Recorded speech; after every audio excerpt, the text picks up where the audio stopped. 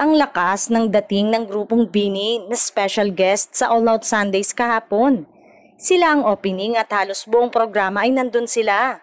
Nag-trending din ang hashtag AOS Collab na Love with Bini.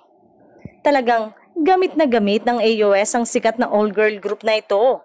Pati ang kapamilya housemates ng Pinoy Big Brother Celebrity Collab ay bahagi rin ng AOS kahapon.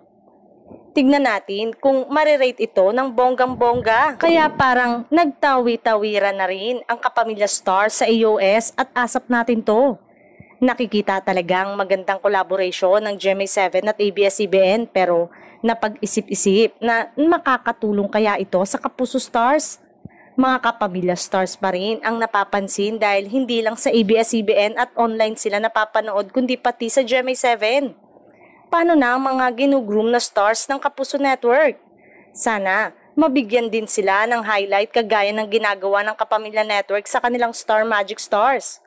Samantala ngayong araw na raw, ifa-file ng grupong Bini ang kani-kanilang reklamo, isasampa laban sa isang vlogger. Hindi raw ito sabay-sabay kundi may iba pang nakapila.